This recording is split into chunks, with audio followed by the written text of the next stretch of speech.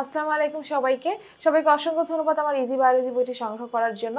আজকে আমরা অধ্যায় 11 টাইপ 6 এর এমসিকিউ সলভ করব। তো চলো দেখি আজকে আমরা কি এমসিকিউ সলভ করব। আচ্ছা, প্রথম প্রশ্নটা হচ্ছে কি, কোনটি পুং গ্যামেটোফাইটের প্রথম কোষ? এটা খুব ইম্পর্টেন্ট একটা প্রশ্ন। গর্ভপত্র, পরাগরেণু, ভ্রূণপোষক কলা। তারপর পরাগধানী কোনটা হবে পুং গ্যামেটোফাইটের প্রথম কোষ? পরাগরেণু। বইতে খুব সুন্দর করে এই লাইনটা হাইলাইট করে রাখবা। আমরা জানি পুংস্তবকের যে পরাগধানী থাকে, পরাগধানীর ভিতরে পরাগরেণু থাকে। এই পরাগরেণুগুলোই মূলত পুং গ্যামেটোফাইটের প্রথম কোষ। পুং গ্যামেটোফাইট মানে জনন কোষ বা পুং গ্যামেট, এটার প্রথম কোষ হবে পরাগরেণু। এর পরের প্রশ্নটা দেখো। পরের প্রশ্নটা কি বলেছে যে পরাগরেণুর জেনারেটিভ কোষটি বিভাজিত হয়ে কতটি পুংজনন কোষ সৃষ্টি করে? ঠিক আছে। আচ্ছা, 2টা, 4টা, 6টা, 8টা। পরাগরেণুর যে জেনারেটিভ কোষ বা হচ্ছে যেটা হচ্ছে জনন কোষ, এটা কয়টা কোষ তৈরি করে? উত্তর হচ্ছে 2টা কোষ সে তৈরি করবে।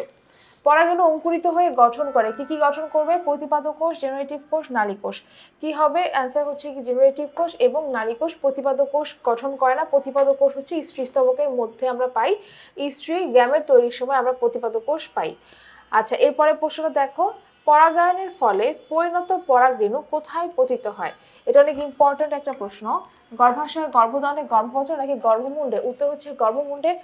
স্ত্রীস্তবকের যে গর্ভমুণ্ড থাকে, সেই গর্ভমুণ্ডে পরাগায়নের ফলে পরাগরেণুটা গর্ভমুণ্ডে গিয়ে লেগে যায়, গর্ভমুণ্ডের সাথে লেগে থাকে এবং সেখান থেকে তারপর নিষেক সম্পন্ন হয়। 79 নাম্বার প্রশ্ন। স্ত্রী গ্যামেটোফাইটে কয়টা হ্যাপ্লয়েড কোষ সৃষ্টি হয়? 1টা, 2টা, 3টা, 4টা? উত্তর হচ্ছে কি 4টা হ্যাপ্লয়েড কোষ সৃষ্টি হবে। প্রথমত একটা কোষ থেকে, একটা মাতৃ জনন কোষ থেকে তোমার 4টা হ্যাপ্লয়েড কোষ তৈরি হবে। গর্ভযন্ত্রে কয়টি কোষ থাকে? দেখো, এটা অনেকবার বোর্ডে আসছে, তোমরা বইতে এটা হাইলাইট করে রাখো। 2টা, 3টা, 4টা, 5টা? উত্তর হচ্ছে কি 3টা কোষ থাকবে গর্ভযন্ত্রে। গর্ভযন্ত্রের যে কোষটা, সেটা আমি যদি একটু বইতে ছবিটা দেখাই।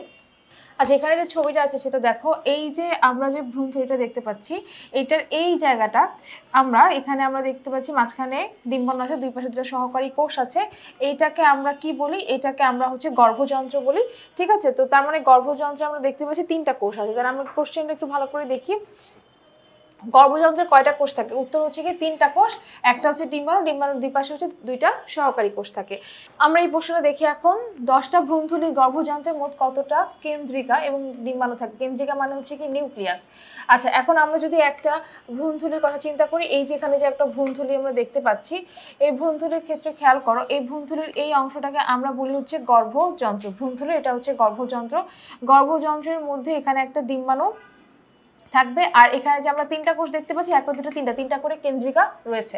তাহলে গর্ভযন্ত্রের একটা ডিম্বাণু মানে একটা ভ্রূণথলির একটা গর্ভযন্ত্রের একটা ডিম্বাণু থাকবে, তারপরে একটা সহকারী কোষ থাকবে সাথে, মানে 2টা সহকারী কোষ থাকবে সাথে, এবং 3টা হচ্ছে নিউক্লিয়াস থাকবে।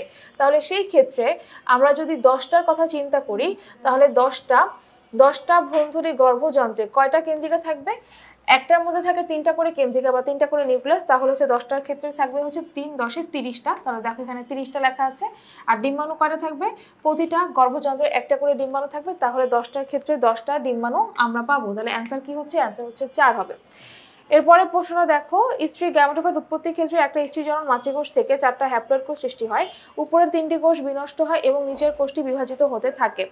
উদ্দীপকে উল্লেখিত 4টা কোষ উৎপাদনে কোন প্রক্রিয়া সংঘটিত হয়? মাইটোসিস, মিওসিস, অ্যামাইটোসিস নাকি দ্বিবিভাজন? যেহেতু একটা কোষ থেকে এখানে 4টা কোষ তৈরি হচ্ছে, সবসময় মনে রাখবে 4টা কোষ তৈরি হয় কোন কোষ বিভাজনে? মিওসিস কোষ বিভাজনে। তাহলে উত্তর হবে 2। 83 নম্বর প্রশ্ন। উদ্দীপকের গ্যামেটোফাইট উৎপত্তির সময় প্রতিপাদক কোষ গঠন করে, গৌণ কেন্দ্রিকা গঠন করে, গর্ভযন্ত্র গঠন করে। তাহলে কি হবে? উদ্দীপকের গ্যামেটোফাইট যখন তৈরি হবে তখন হচ্ছে কি কি তৈরি করে, মানে স্ত্রী গ্যামেটোফাইট তৈরির সময় কি কি গঠন করে? প্রতিপাদক কোষ গঠন করবে, গৌণ কেন্দ্রিকা গঠন করবে, তার সাথে হচ্ছে অবশ্যই গর্ভযন্ত্র গঠন করবে। তার মানে আমার উত্তর হচ্ছে কি এই 3টাই হবে। তাহলে আমরা আজকে এই টাইপের সকল এমসিকিউ সলভ করে ফেলাম। আশা করি এখানে তোমাদের আর কোনো সমস্যা নেই। তাহলে আজকে ক্লাস আমি এখানে শেষ করছি। সবাই ভালো থাকো, সুস্থ থাকো। আল্লাহ হাফেজ।